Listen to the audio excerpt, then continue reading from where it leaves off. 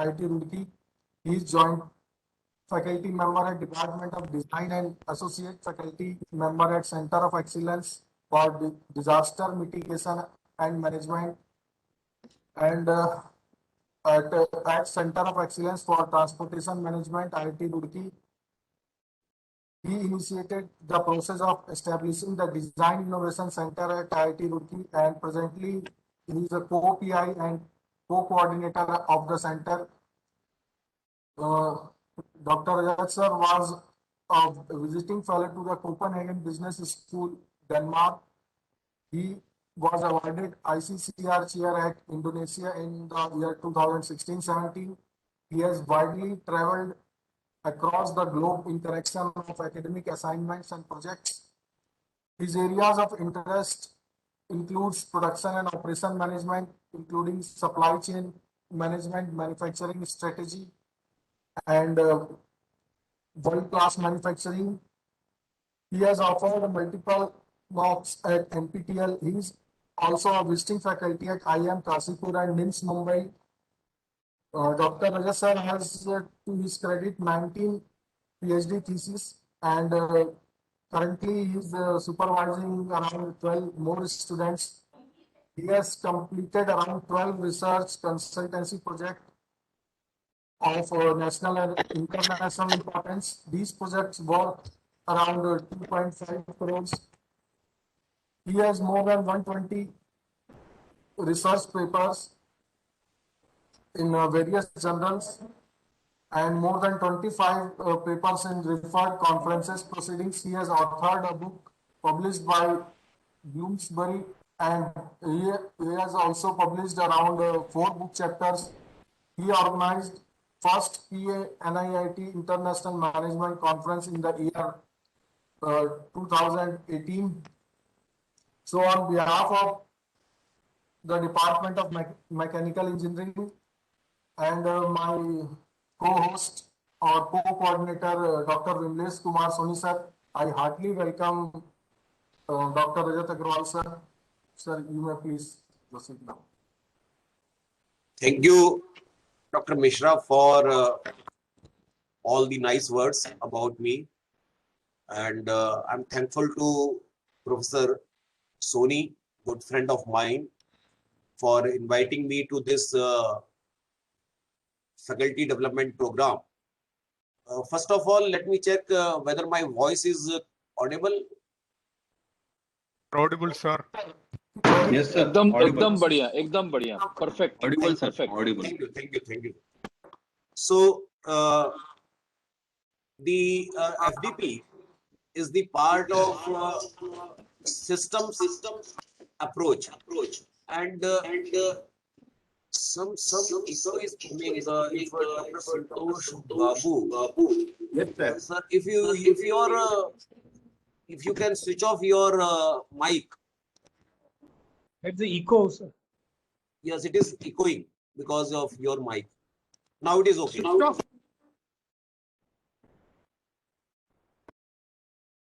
So systems thinking or system engineering is a concept which I think all the industrial engineers, production engineers, mechanical engineers, they understand very well, because we work in a systems environment, and when we start discussing this subject, production and operation management, in our BTech courses, so we start teaching production operation management as a systems approach, that there is something input to the system, then you do some value addition, and then you create output. Input, value addition, and the output. That is how we start explaining the concept of production operations management. And now it is our ability that how well we can manage this value addition process, the conversion process of raw material into the finished products, the ability to understand the customer's requirement so that the finished product should be as per the expectations of the customer, ability to utilize your input resources in the most optimal manner so that you are able to achieve more and more output with same amount of input, and ability to do value addition. Otherwise, there may be many activities which may not add value, and you may consume your resources.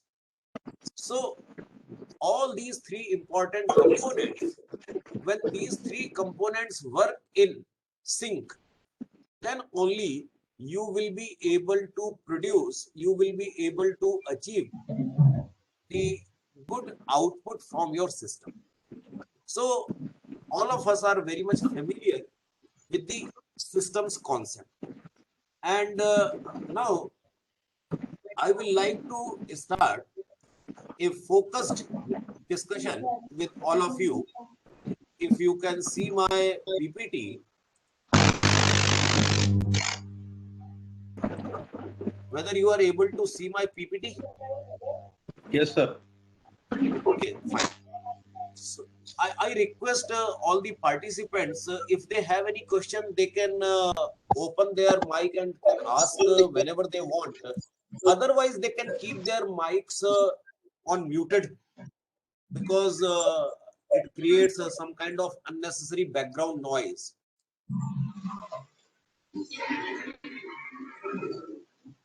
So when we are in a class of operations management, particularly this kind of FDP, so we all know that there are so many, you can say, concepts which are available to us, and right from MRP1, which is material requirement planning, then MRP2, which is manufacturing resource planning, then you can have just in time, total quality management, Toyota production system, lean manufacturing. All these are, and total productive maintenance, TPM also you can add to this list. So there are multiple such concepts which are basically to improve the performance of your system. Now, when all these things are there, you will find a lot of overlapping issues in all these different philosophies, and something unique also you may find in each of these concepts. In the similar way, theory of constraint, which is the subject matter of this particular session, that is also one philosophy to improve the performance of your system. And you know that we have a concept known as continuous improvement, or the original Japanese word which we use many times in our classes, Kaizen. So that approach says that you have to continuously improve your system. Now, how will you improve your system continuously? That is the question. So it looks very, you can say, idealistic that we have to improve the system, but somehow we need to find a mechanism to improve the system. Without mechanism, without proper approach, you cannot improve the system. So you are preparing for an exam, you are preparing for your promotion interview, so you also make some strategy that how should I prepare for the promotion interview. You are attending this particular FDP. This is part of that strategy, that you have to either earn some academic points for your promotion, because these short-term courses, these FDPs, will give you some point in your appraisal, or you want to learn something new. That is why you are attending this FDP. So you are not doing anything on a random basis. This is part of your strategy, that you are putting your time in this particular FDP. So similarly, in organizations also, when we are talking of continuous improvement, we need to have a proper strategy that how should we improve, how should we identify the scope of improvement. That is the important thing. If scope of improvement is known, certainly you will improve that particular area. But many a times, myself, I am also not aware that in my personality, where is the scope of improvement. But you all will agree that we all are imperfect persons. All human beings are imperfect. There will always be some scope of improvement, and it is many a times your mentor, your teacher, your guide, your advisor, they will tell you that what is the scope of improvement in you. Similarly, all these systems, they also have some scope of improvement.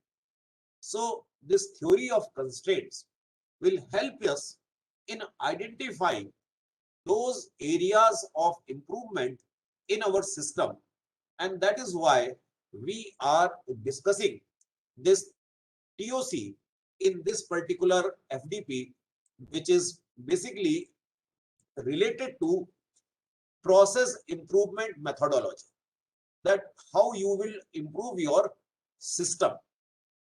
And here, as I just spoken, that our emphasis is on the importance of identifying the constraint, and in our TOC language we will talk about it as bottleneck. So all these systems you can find a particular bottleneck, and once we identify the bottleneck, obviously our next target will be to improve that bottleneck, to improve that constraint. And once you improve a particular constraint, a particular bottleneck, tomorrow there will be some other bottleneck, and in this way you will be doing the continuous improvement. Kaizen will automatically happen. If you implement TOC, Kaizen will automatically happen, because you will always find a new constraint and you will like to improve that constraint, you will like to overcome that bottleneck, and in that way continuously your performance will keep increasing. So implementation of TOC will automatically lead to our objective of continuous improvement, which is required in all types of organization without fail. Now, when you are leveraging this particular bottleneck, this particular constraint, so organizations can achieve, particularly when we are talking in terms of organization, so it may be explained in different ways, but financial way of understanding a particular phenomena is always more desirable. So organization can achieve their financial goals by improving, by leveraging this particular bottleneck, because you will be able to deliver on time and whatever you have promised. So on time delivery and in full quantity, OTIF, deliveries to your customers. You will avoid problems like stockouts from your supply chain, because the way we will be implementing this TOC, it automatically helps us in eliminating the problem of stockouts, and it will also help us in reducing the lead time. You will be able to deliver your products at a shorter lead time to your customers, and it will improve the customer satisfaction, more orders will come, and automatically your financial performance will improve if we are ordering in full quantity, if we are able to fulfill the requirement on time, if we are able to deliver at the faster rate, and particularly if you see in the present environment, you must have experienced on your own that if you order on Amazon, if you order on Flipkart or any other e-commerce platform, today you order, if you are in a city like Bhopal, so you order today and tomorrow your product, maybe you order in the morning and in the evening the product is delivered at your doorstep. So that is the kind of lead time reduction is happening these days in e-commerce. Earlier, if you remember about 3-4 years back, it used to take maybe 4-5 days. In places like Roorkee, it used to take 1 week to get your orders. But now in Roorkee also, we get our orders in less than 36 hours. So reducing lead time is a very important aspect of modern day customer satisfaction. So TOC becomes even more important in the current environment because of these benefits which are possible due to leveraging the constraints. You can have various other benefits also from TOC. There may be some issue with my bandwidth, so I'm reducing my means stopping the camera for some time because it is giving some yellow signal here. So you can also see that when you are identifying the constraints, you have less inventory. Your all team members, they work in a very coordinated manner. And when they work in a coordinated manner, the chances of conflicts between them will be minimized. And since you have already aware about the limitations, so there will not be any issue of firefighting. Whether you are in educational institute or you are in industry, we in India see many a times the issue of firefighting, that we work at the last moment for many of the issues. Just now we saw during the second wave of corona that how we were doing the firefighting for oxygen supply. And when we increase the production of oxygen in the oxygen plants, we found that there is a constraint of the containers. We did not have the containers to transport oxygen from factories to hospitals. So you can understand that there may be different type of bottlenecks in a particular system. And when you increase the production of vaccine, then you realize that we do not have enough vaccination centers. So how to use that vaccine? And we already saw that a lot of vaccines got wasted because we did not have proper vaccination centers. So if we know that these are the bottlenecks in our system, we will not be in a situation of firefighting. Because if you are in a situation of firefighting, you cannot utilize your resources optimally. There will be some wastage. There will be some kind of under optimal performance.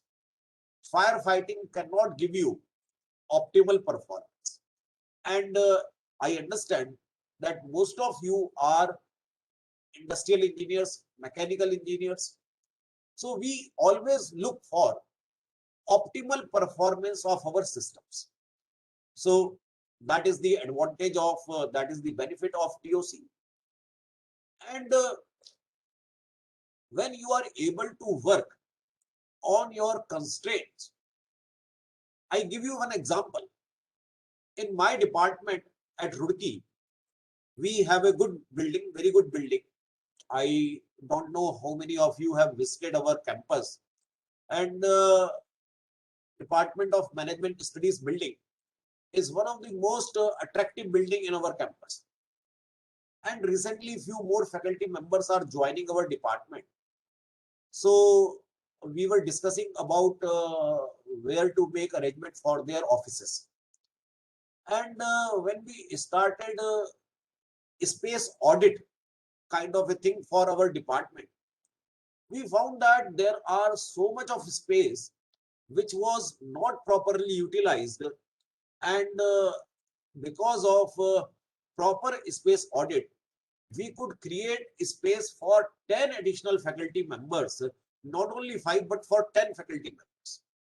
So when you are applying things like TOC in your day-to-day life also, you get a lot of additional capacity without any further capital investment or without any other kind of workers requirement, because you have not utilized that capacity properly.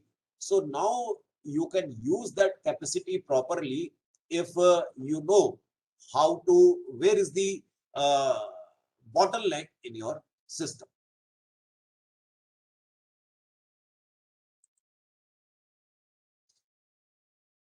So the basic idea of this concept of theory of constraint is that every system has a limiting factor. Every system has a limiting factor, and you will see that there cannot be a system which is without limiting factor. I can give you 30-second time and you just think of a system which is without constraint. I think it will be impossible for any one of you to think of a system which does not have limiting factors, which does not have constraints. Even system as big as Government of India, it also has limiting factors, and this COVID problem has very well exposed those limiting factors. So every system will require working to improve the constraints. So focusing on improvement efforts to utilize these constraints is the most effective and the easiest way to improve the profitability. Otherwise, how will you identify the scope of improvement from where I started this particular session? So if you identify the bottleneck, if you identify the constraint in your system and you work to improve that constraint, that is the fastest and the most effective way to improve the overall profitability of your system. That is the whole philosophy of theory of constraints.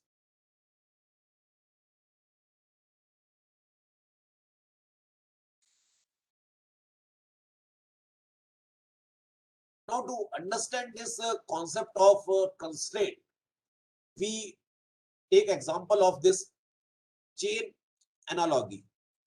So under this chain analogy, you see that we all know from our childhood that no chain can ever be stronger than its weakest link.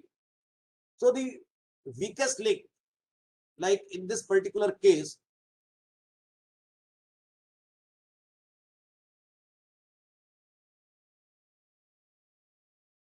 this is the weakest link. So this is the giving the strength to the chain. Whatever is the strength of this weakest link, that is the strength of the chain. And because of this weak link in this chain, you have the limitation of output.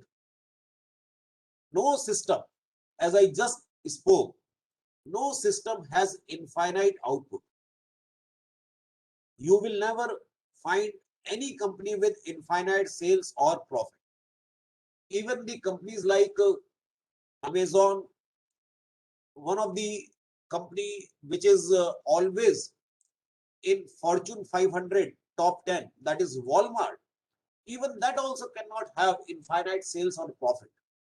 It also has some kind of limited output, limited sales, limited profit, and that limit is coming because of constraint. And like in this picture, you see this is the constraint of this particular chain. Now, another figure I will like to show you, where we are telling you that sometime it may happen that you are on improving the system and you are not following the concept of TOC, or you are not able to understand. Forget about TOC word. So the word is not that important. Terminology is not that important. What are we doing? That is more important. And here I will like to say that in place of this particular thing, you have not noticed this particular weak link, and you started working on some other link, and you created extra strength for this particular link, which is already a strong link.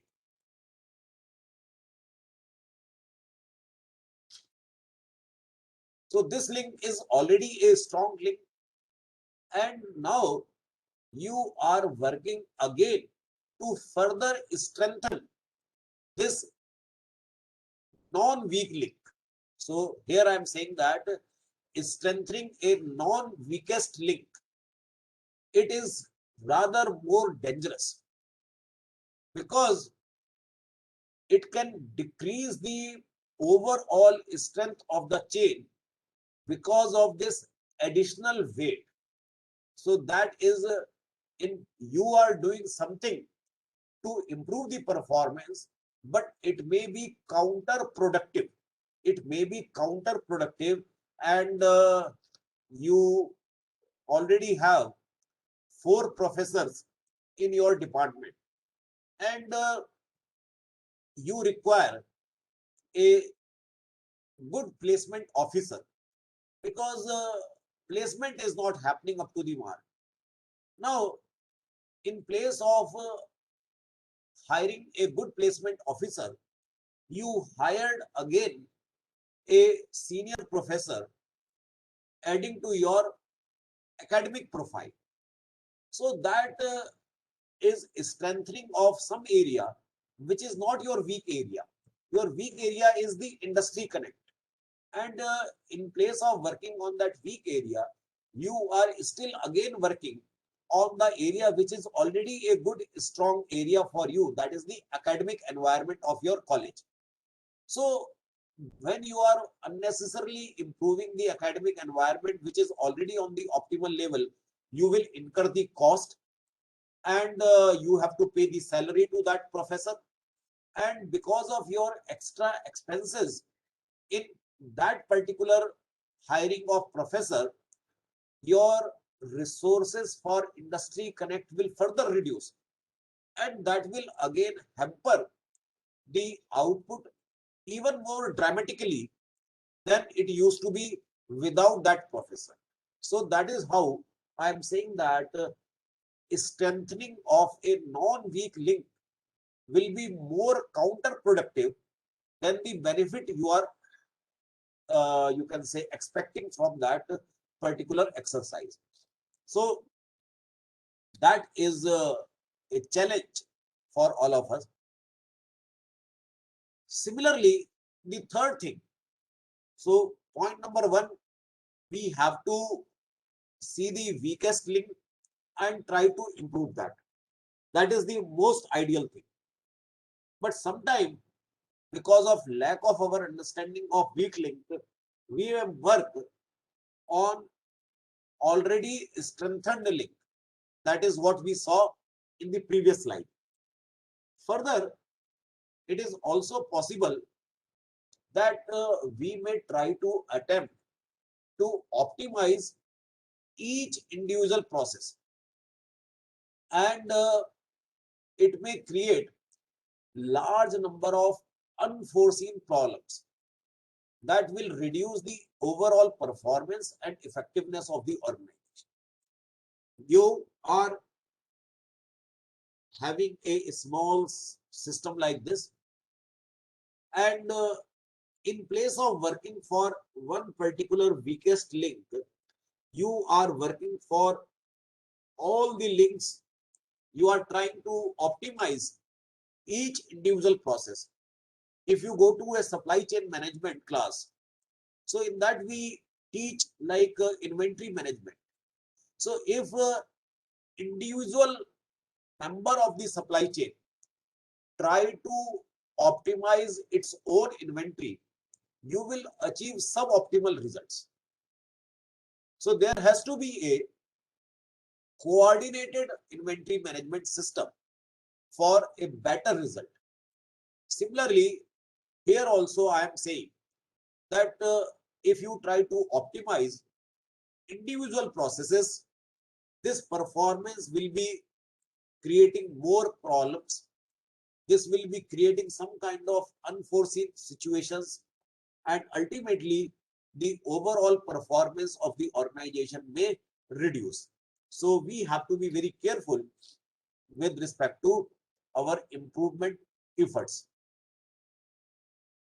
Like, to make you it more clear, I am giving you a situation, and in this situation you see that for your clarity you can read also, if you are seeing this slide, that if sales orders are the constraints, that you are not getting enough sales orders, and that is the constraint, and in place of working on the sales order, how to get more and more sales order, rather working on that, you started optimizing your production output.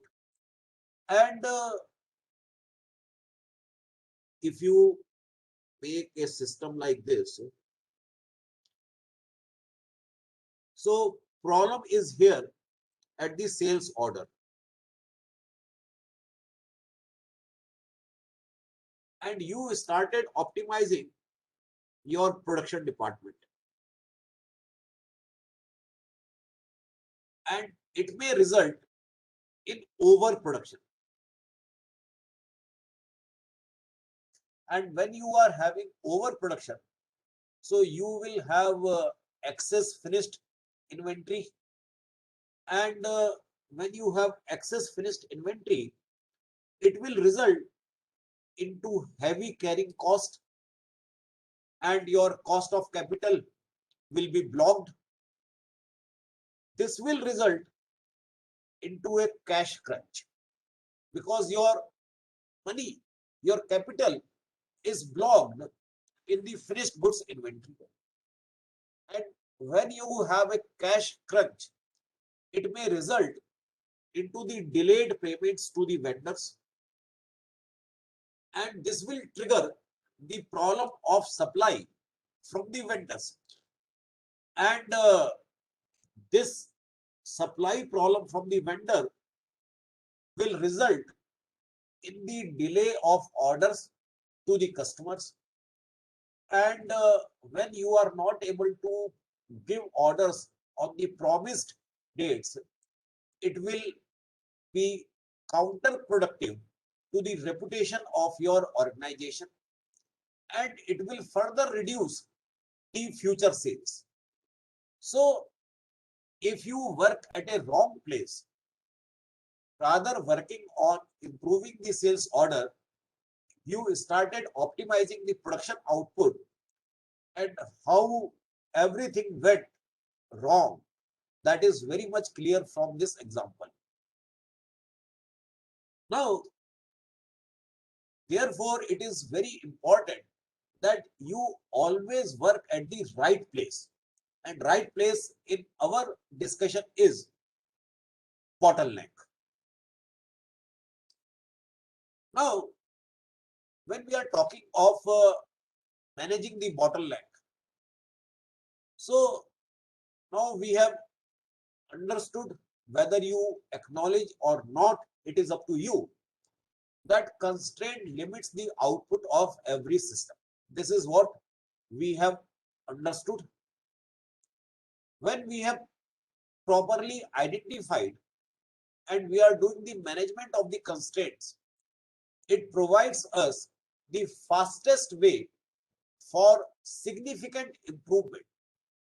And then you can go for continuous growth, continuous improvement, whatever you say. And if you ignore your constraint, if you ignore your bottleneck, it will start eating the capacity of your system. That is how just now we saw. And when your constraint becomes out of control, it is certainly going to create large amount of problems with respect to delivery schedule, and it may cause unpredictable delays.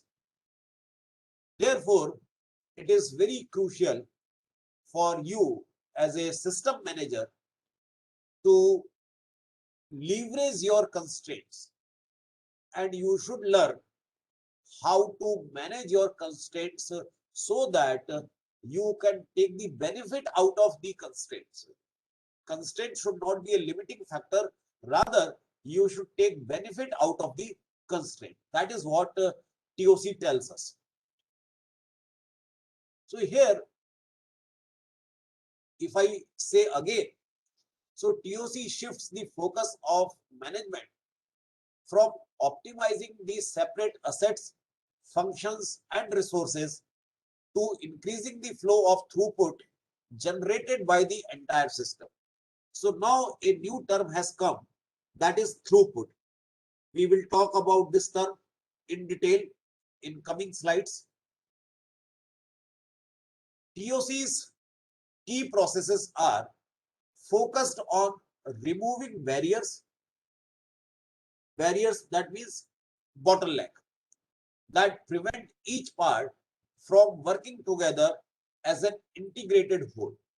So now we see a very simple example for you, because whatever I discussed till now, around 35 minutes, many of you must be thinking it is very simple thing, there is nothing rocket science in this, and what are we talking, and it's a common sense. Many of you feel that it is common sense. So yes, it is common sense, but we need to see whether that common sense is with us or not. And for that purpose, we have a quick check. Here I have a small figure, A, B, C, D, E, F. You all may be able to see it, A, B, C, D, E, F. And these letters are representing different sub-processes like sales, design, operations, stage 1, operation stage 2, invoicing, payment collection, etc. So I'm just giving some random names, so you can think as per your convenience. So you can visualize any simple sequential process that you are familiar with, and if you are from industry, you can think of your own industry example. If you are from educational institute, you can think of how things are happening in a sequential manner. In a college, a student gives the entrance examination, then the counseling takes place, then admission, then the teaching learning process, evaluation, and finally placement. So you can visualize any organization for that matter. Now, here I have given you the efficiency of each subsystem. The data here is related to efficiency of each subsystem. So if you go with this data, same data I have here from the previous slide, 65%, 60%, 72%, 92%, 75, 80%. So same thing I am taking to the next slide. So now with this data, you can give me the answer that where will you focus most of your attention. Now we want to apply TOC, and where will you like to focus most of your attention, and where will you avoid putting any attention. Two questions. When I have this data,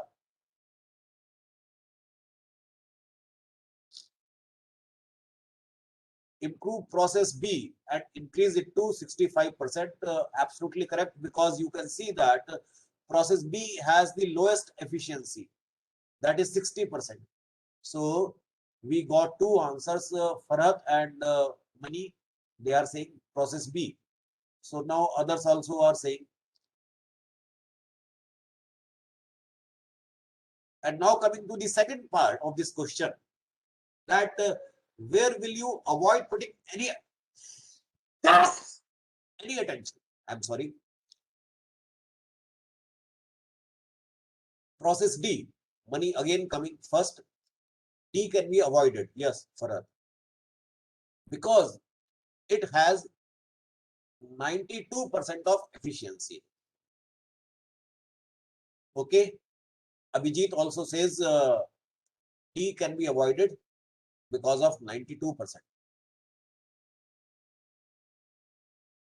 Any other view?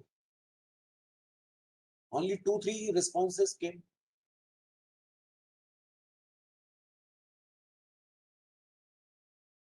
So almost all of us are having the same answer, that for where will you focus most of your attention for this.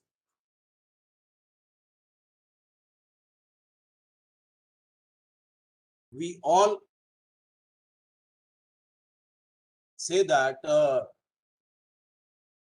B is the important thing where we should have initially focus, and then where will you avoid putting any attention, that is D.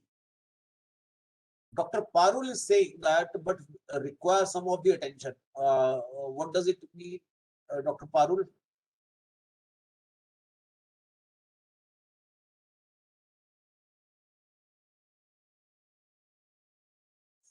Dr. Parul, if you can tell me what do you want to say? Can I speak, sir? Yes.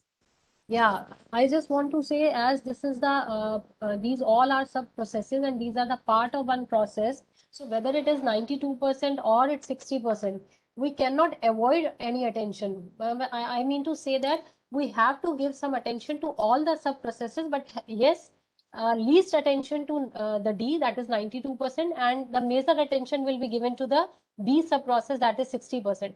But I think, in my opinions, it's not an avoidance of the sub process D. No, the point is that if you further increase the efficiency of D or E or F for that matter, that is not going to give you any benefit. Rather, it will create more weight on the system. It will take away your some precious resources. So unless until your B comes to level of A, and then A and B comes to the level of C, you should not focus on D, E, F. That is what the logic says. But let us see something more before we go to our further discussion.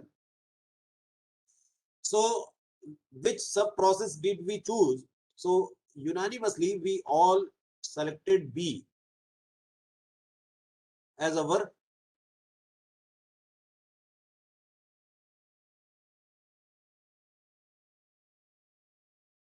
bottleneck. So we want to work for B. That is what we understood. But now I am giving you one more thing, because Now I feel that I should give you some additional information that yes, so Mani is writing that capacity of each process. So that is now available to me. I am giving in terms of tons per hour. Process A has, so if you recall, A was 65%.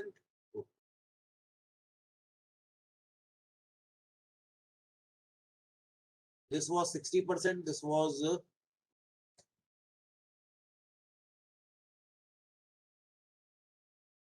72, 95, 92, and 80%.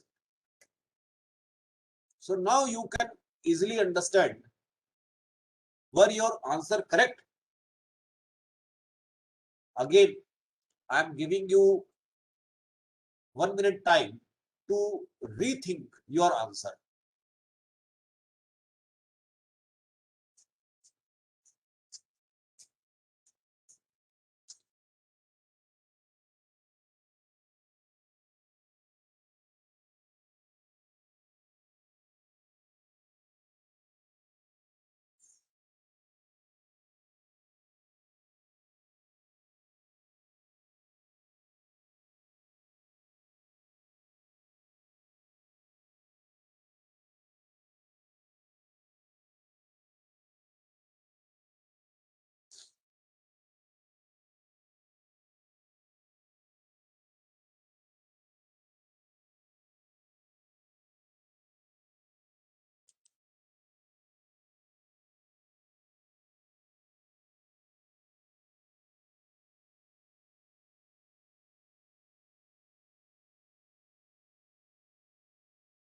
Beneath is saying optimization of all variables to be looked at. Beneath, this is what we are saying since beginning of this session, that we need to work on the weakest link, the constraint. So you have to identify the constraint. All variables at the same time cannot be the constraint. That is the matter. Like cover, Raghavendra is saying it should be C. So whether it is C or D or E or F, that's a different matter. But it has to be one and one only.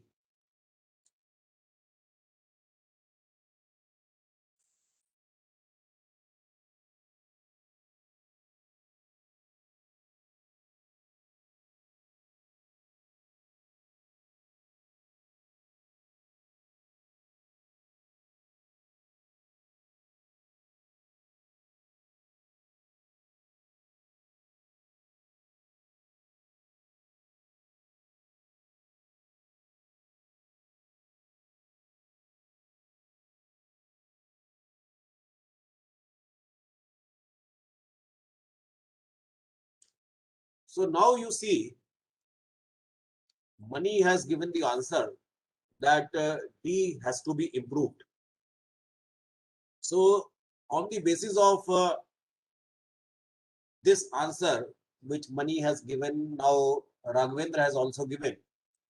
So you see that initially it was appearing to us that just by seeing 65%, 60, 72, 95, 92, 80, we made a conclusion that we should work to improve the B. But actually, it is D where we need to improve the capacity of the system, because D is able to process only 9.5 tons per hour. So even with that 95% of efficiency, the output which is coming from D subsystem is limiting the overall performance of this system. I cannot produce more than 9.5 tons per hour, though I have additional capacities available at A, B, C, E, F. So if I improve some capacity of either I increase from 10 to 11 or 12 the capacity of D, or I improve the efficiency further. I may require to operate D at 100% so that it may become at least 9.6. So my first target is one, without adding any capital. Like in the beginning I said that TOC may help you to exploit the additional capacity. So right now this particular system is producing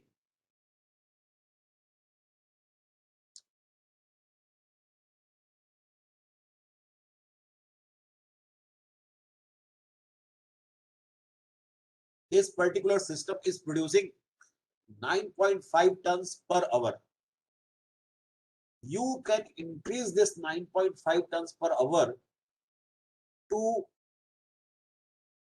9.6 tons per hour just by improving this efficiency from 95% to 96%.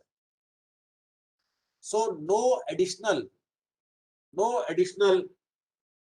you can say, capital investment in adding the capacity, just by understanding where to work, and that will help you in improving the performance of the system. Further, once you achieve 9.6, then you have two options.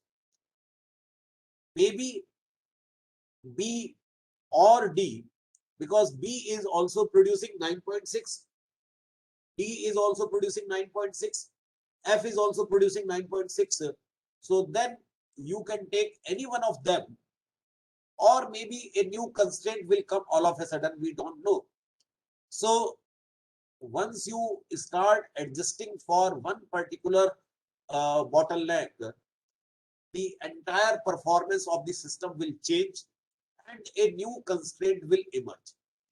So every time you have to find out the correct place of work. If without this information of capacity, if we would have used our previous answer to improve B, then it would not have resulted in any improvement from the system. So that is why, though it looks very simple to identify the bottleneck, but this simple example, very simple example rather, is good enough to tell us that it is not so easy. You need to use proper measurement. You need to have proper measurement to understand the bottleneck. Without proper measurement, you will not be able to understand what is the bottleneck of a particular system. Hope this point is clear to all of us.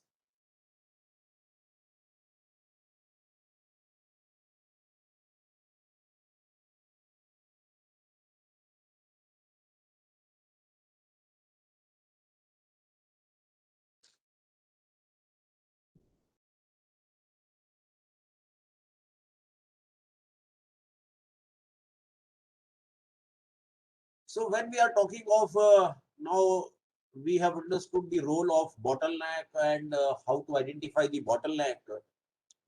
Proper measurement is necessary, and you should have enough information. You have right information to take a decision about the bottleneck. With half information, you can make wrong choices. Like it happened with us, that when this capacity data was not available, we all made wrong choices. When we got the capacity data, we could make the correct choice. Now, how to implement TOC? For that purpose, we need to discuss some concepts. So one of the concept is 5 focusing steps. So these are the 5 focusing steps. The first is to identify the constraint, bottleneck. Then exploit the constraint. You need to put all your efforts to improve the constraint, elevate the performance of the constraint, and then you have to again repeat the same process of identifying a new constraint. So this is a 5-step process. I have written the explanation also in this slide about these 5 focusing steps, that you have to identify the current bottleneck, and as I say in the beginning also, again I'm saying that at a particular time, identify only the weakest link and take only one weakest link at a time. Then exploit, make quick improvements to the throughput of the constraint using the existing resources. So rather adding new things, you should use what you have with you. Do not try to add anything additional into the system. Like I explained you with that example, that you still have 95% efficiency, and the capacity of that subsystem was 10 tons per hour. So if you improve the efficiency, you can still achieve higher capacity from your entire system. So that is what we have to make the most of what we have. The third is subordination. Review all other activities in the process to ensure that they are aligned with and truly support the needs of the constraint. Then elevate. If the constraint still exists, means the same constraint is there, consider what further actions can be taken to eliminate it from being the constraint. When we are improving a constraint, it should not be the same constraint which is coming again and again. It means we have not worked to improve the constraint properly. So sometimes you may have to use alternative ways to improve the constraint, so that in your repetition route, there should not be the same constraint which is coming again. It has to be some other constraint which need to be addressed in the next round. So that is the 5-step process of theory of constraint. In this theory of constraint, one term which is very common, and that is optimized production technology, OPT. And there are certain important concepts which may be very useful to you. First is balance flow, not the capacity. You have to make a balanced flow and focus more on flow, not on capacity.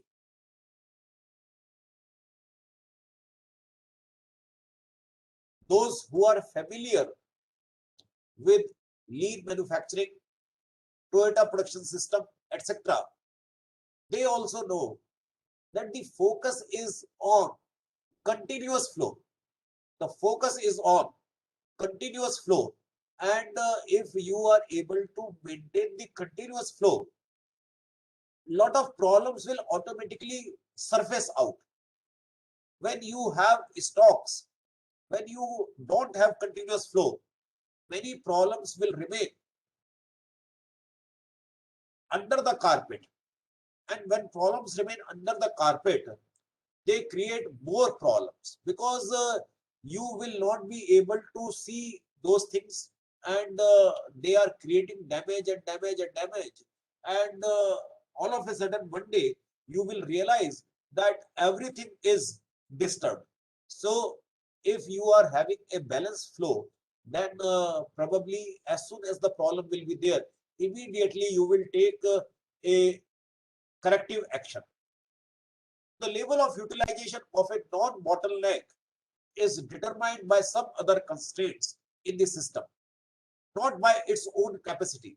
Like just now we saw in this particular example that there are various systems, subsystems having the capacity of 16, 20, 14, 12 tons per hour. But we were not able to utilize their capacity because of bottleneck. So it's not because of their own fault. It is because of the fault of a bottleneck. We could not utilize the capacity of non-bottleneck subsystems. So that is also a very important thing, that if I say in Hindi, karni kisi aur ki, bharni kisi aur ki. So that is because of bottleneck, you are not able to utilize the utilization of non-bottleneck subsystems also. And because of this particular concept, you can also understand that utilization and activation of a resource are not the same thing. Though in our previous example, the efficiencies of various subsystems can be 80%, 92%, 70%, but we will not be able to use those capacity, and we are using that capacity to a much lower level, so that we are able to maintain a flow of 9.5 tons per hour. So the utilization and the activation of a resource are two different things. And sometimes you are already operating at a reduced performance level because of this bottleneck, and something wrong happens at any place, so that may result in some kind of disturbance of your entire system, and therefore it will be not possible for you to properly determine your lead times. So because you do not have scope, and therefore any small problem, sometime you must have heard this term domino effect or systemic problems. So that is the context in which I am saying that dominoes effect or systemic problem that will lead to fluctuations in the lead time. Now,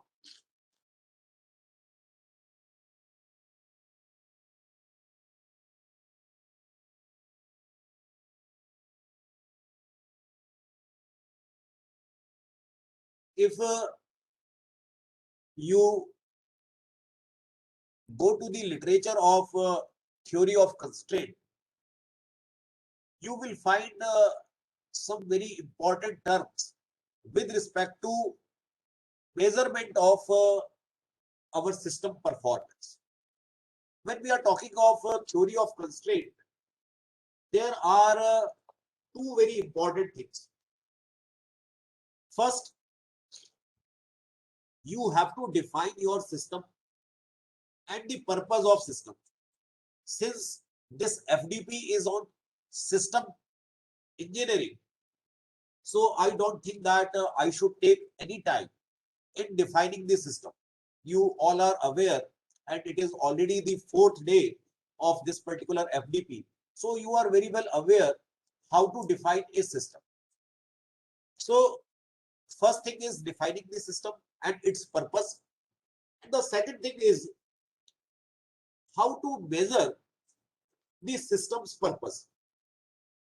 How to measure the system's purpose. And for that purpose, I will like to give you this overview. Since most of you are from mechanical engineering background, I suppose. So we all are familiar with manufacturing organizations. So manufacturing organizations, what they do, they purchase materials from the vendors, add value by transforming those materials into the products, and these products are purchased by the customers. So in a simple term, if I say that companies make money when they are creating value added activities, or when they are adding value at a faster rate than they are spending money. And in order to calculate this money making,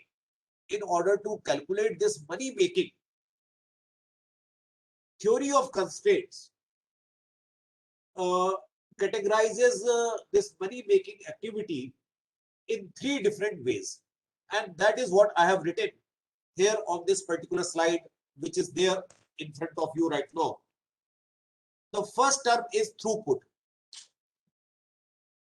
Now, throughput, you all must have heard in your lectures related to facility layouts. So, throughput is the rate at which the organization generates money through sales activities. Rate at which the organization generates money through the sales. I am talking all these 3 terms: throughput, operating expenses, and inventory, in money terms only.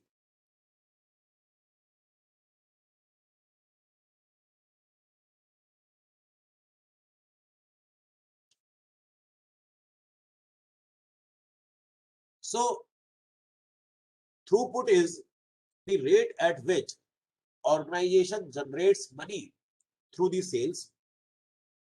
The manufacturing process adds value when customers are willing to pay the manufacturer more money for the products than the manufacturer paid its vendors for the materials, services, and all those things that went into those products.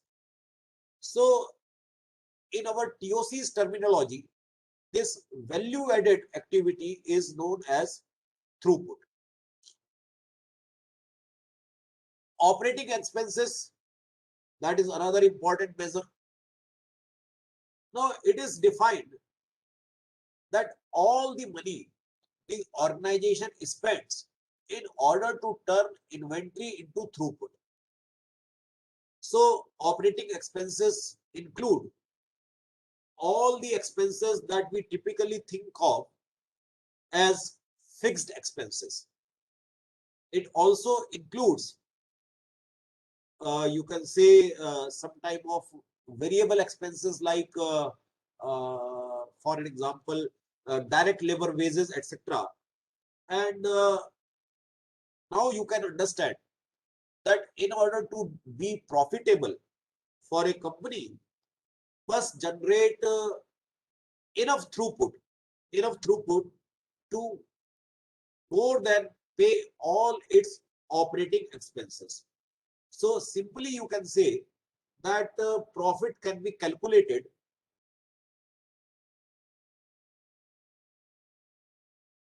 throughput minus operating expenses.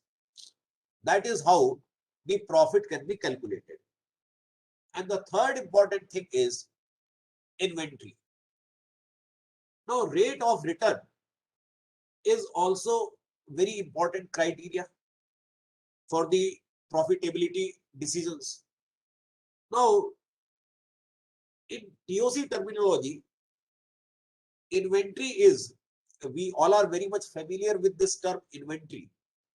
But here I am using this term inventory in monetary language. So what is this?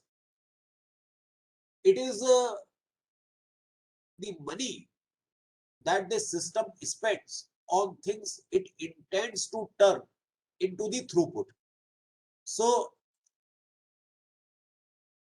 operating expenses is something which is done to convert inventory into throughput, and what is being converted, that is inventory. So inventory is again like raw material is one type of inventory, and you have active inventory as well as passive inventory.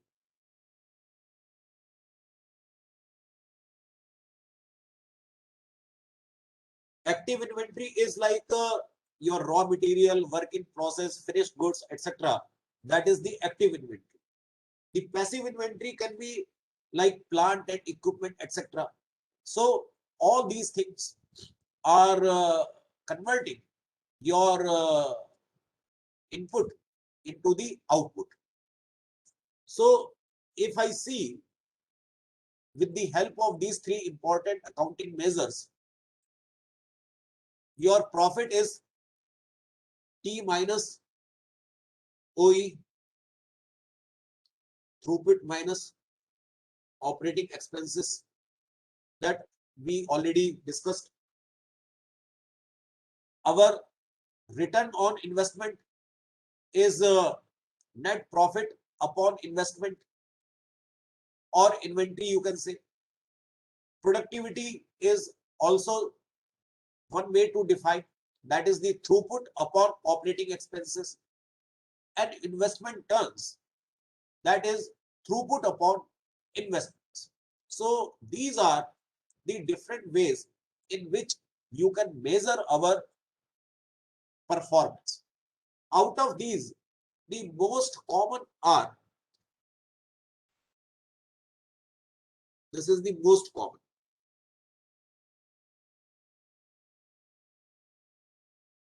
So you can T minus OE divided by I, that is ROI. So that is the way to measure the performance of your system, which we follow in this.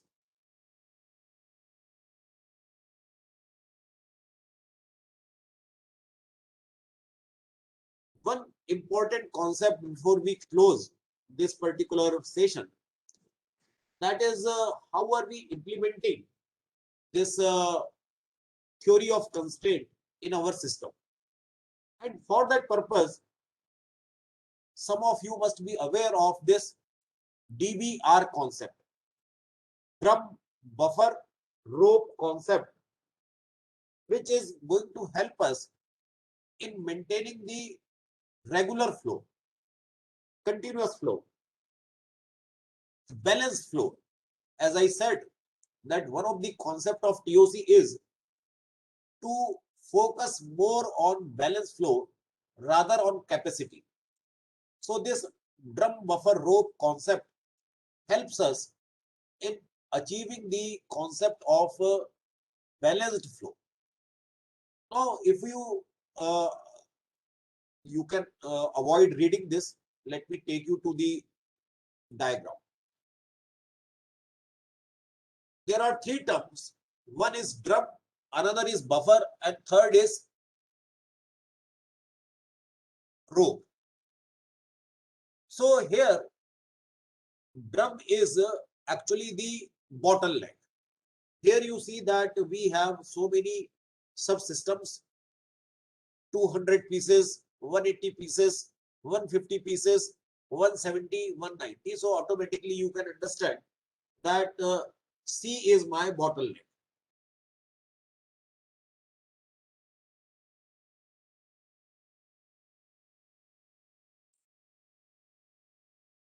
So bottleneck is known as drum. Bottleneck is known as drum. Now I need to ensure that there should not be any disturbance at the drum level. We should, whatever is the beats of the drum, like if you play the drum, there is a proper beats which are coming from the drum. So the beats of the drum should not be disturbed.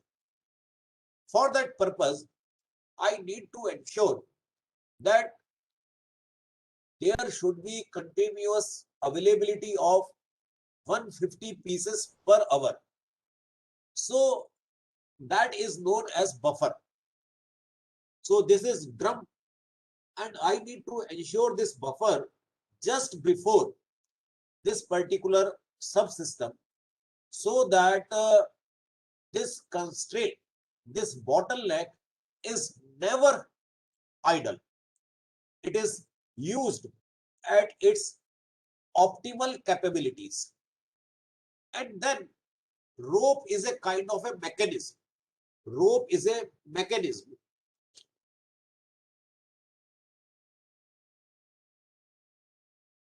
which is limiting the upstream production. If you have a system which is producing 200 pieces or 180 pieces, that will create extra inventory into the system. So whatever is the beats coming from the drum, the upstream system should produce only that much, so that you do not have extra inventory before the drum. So you need to have inventory before the drum, that is the buffer. And how much that should be? If you see this figure, it should be 150 pieces per hour only. So we need to ensure that 200 pieces, 180 pieces subsystems should produce only 150 pieces per hour. If tomorrow by our exercises this improves to 160, so my rope will get adjusted accordingly, so that now these subsystems A and B should produce 160 pieces per hour. And if I develop this constraint in such a way that it starts producing 180 pieces per hour, then this D will become a new drum. Then D will become a new drum, because D is producing 170 pieces per hour. And then I will see that my entire upstream system is producing only 170 pieces per hour. And that is a drum buffer rope example, which is helping us in balanced flow of our production system. And it is a very simple thing, and it can be easily implemented in any organization. And this is how TOC can be leveraged, or your constraint can be leveraged for the benefit of your system. I have already received the signal. I think that I have to wind up in 4-5 minutes. So I am already done with this particular discussion. If our participants have any questions, so they can. So this is your this drum buffer rope. You can find the location of drum at any stage in your system. It may be within the production system. It may be at the customer end also. And when we are talking of a supply chain, so as I said, that you have to define the system. So how big your system is, whether you are talking of a supply chain, whether you are talking of within the plant only. So depending upon the boundaries of your system, you can divide your system into various subsystems, and then you can see how TOC can be applicable to your organization. So that's all from my side. Now we can open the session for question answers, if time permits, obviously. No issues, no issues. Dr. Rajat, we can always take couple of questions. I had to give signal because our next session is lined up, and the speaker is already sent me the signal. So I thought just to give you a token of information. We all are teachers, so we need to respect the time limits. Yeah, no, but your session was going so good. I'm telling you, I was fully present. It was going so good that I wished that it would have been given some more time, because it was lively and quite interacting. So But, any Delhi question from हाँ sir, anybody? आप कुछ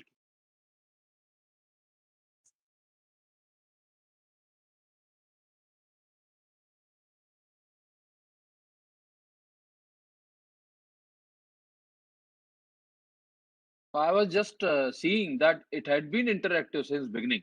So It was an great excellent contribution. session. Yeah. It was an excellent session and very well conducted. And I think that is why this is a case where now questions are raised because it was so clear. The session was so Yeah, clear. yeah. Yeah, I Thank you very agree much, to sir. Maniji. I agree to Maniji. See, it has gone excellent, because Very I good, was sir. listening to each and every word that you have shared here, and your examples were very good. And though theory of constraint may not be very new for us, but the way you have presented is extremely good, excellent. I mean, we liked it. I So if request no questions, then participants, if they have time, sometime they can read the book from where this concept came of the Goldratt. That is the book, The Goal. And now the second volume of that book, that is Goal 2, is also available. So if you have time, sometime, that's a very interesting read, general purpose reading book kind of a thing, that how the concept is being explained in that book. So if you read that book, you will get more insights into this particular topic. So this is the contribution of Goldratt, Yes. his book which he wrote in 1994, probably, I think.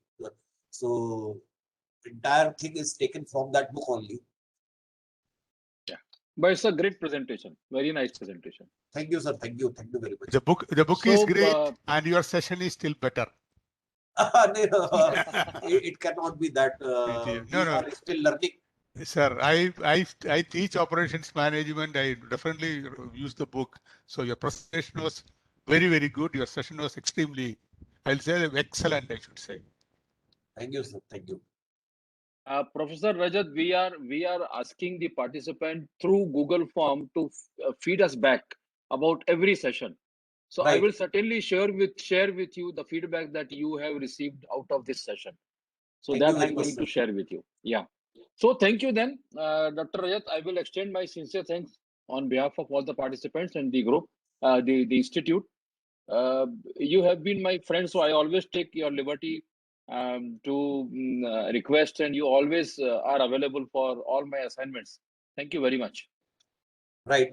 My pleasure, sir. My pleasure. Thanks a lot, So all sir. the participants, yeah. So Whole team of this faculty yeah. development program, I convey my sincere thanks to you. Thanks, sir, Rajat, sir. Thank you, Mishra ji. Thank So you. I will request, yeah, I will request Sir, all the so can I log participants, out now? please. Yes, sir, please. Okay, thank you. Sir, I will request you kindly send this presentation to me if you can share with the I participants. will. Okay, Absolutely. thank you. So, all the participants are requested to join the link 2, the session 2 link, please. Thank you.